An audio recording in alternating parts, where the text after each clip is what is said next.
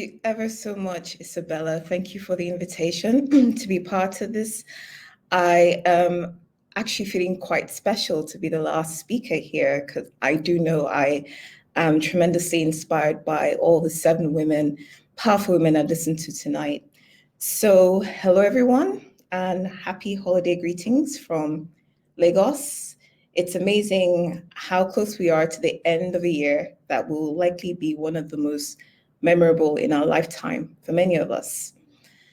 I'm so glad to be joining this special edition of Hit Talk on the launch of the Ladies at the Roundtable as one of 8 guests sharing our stories related to our common values of hope, inspiration, transformation, empowerment, and passion. As you know, this journey, this voyage of the Ladyship at the Roundtable is a mission to explore new ways to inspire and empower women in our respective industries, helping us seek out new ways for decarbonization and digitalization. Now, when Isabella Tatu, the founder and host of this Ladyship Roundtable, invited me to be part of this, I considered it an honor and a privilege to sit alongside women from different parts of the world to talk about, technology and mentoring and ideas for the common issues related to our industries. I thought of all the ways our industries are intertwined. I'm in oil and gas, for example, and how this network allows us to bring different aspects of oil and gas, maritime, technology, banking, green energy, name it, under one umbrella to create a community and a platform to support each other and to find possible ways for future collaboration. It's all the more important to me that we are mostly in male-dominated industries. Right now, we are a long way off from technology disruption. But more so, this roundtable gives me the chance to talk about subjects that are dearest to me: female empowerment, mentoring, technology, and digital transformation.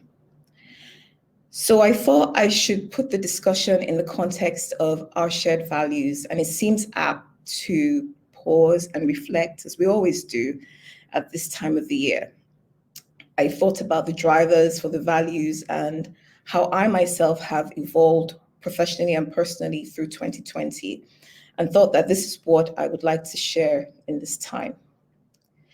Now, when I think of my values, I think of the things that I want or that matter to me, and those things amount to my value drivers.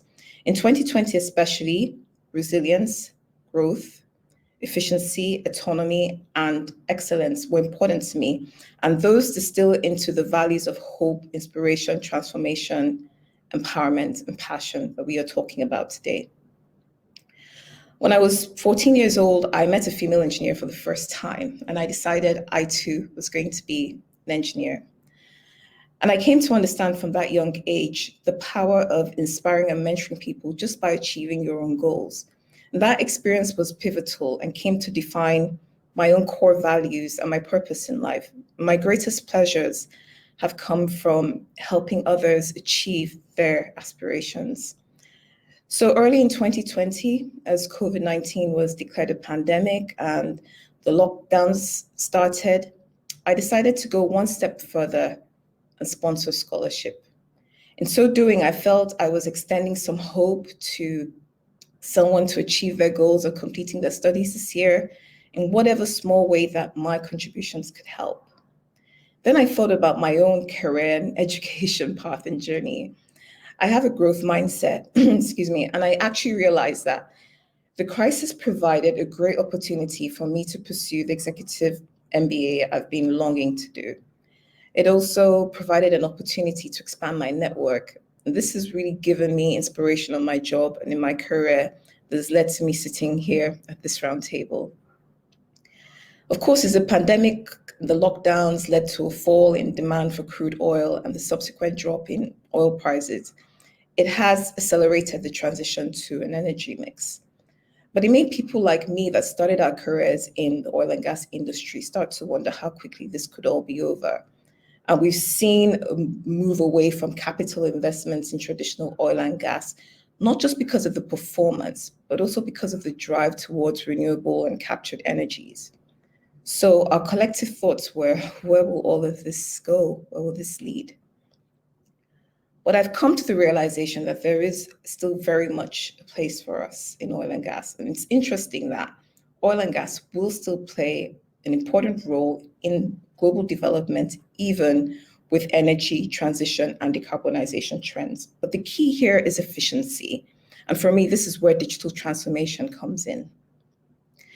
Now, as I mentioned, I crave autonomy. I wanted to broaden out of a technical function. So I joined an independent company 3 years ago that would allow me to become more involved in the commercial and the business aspects of oil and gas. So I took that a step further in 2020 and expanded my role as head of production engineering to include ownership of field management, which has direct impact now on the bottom line. And as to staying motivated and delivering excellence through 2020, well, I found that by always keeping in mind the things that mattered, I could achieve that. I always remember what my grandfather would say, that anything worth doing is worth doing well. So what does all of this mean?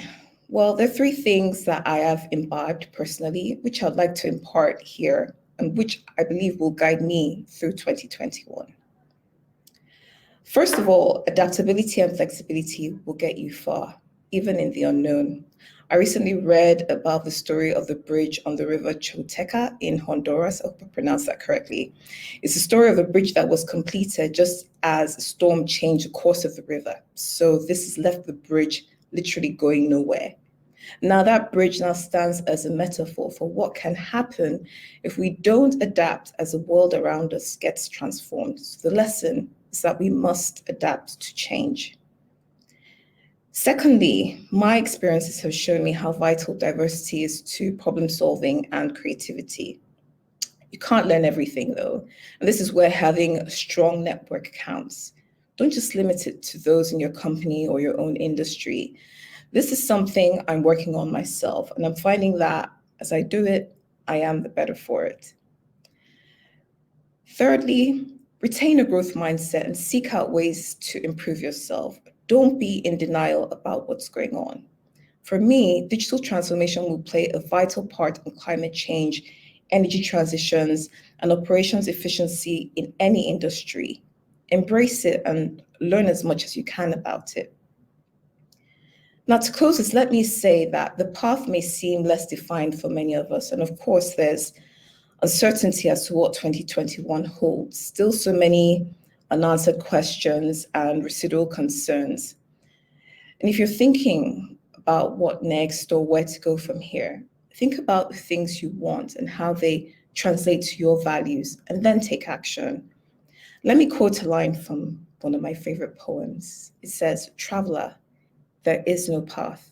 The path is made by walking."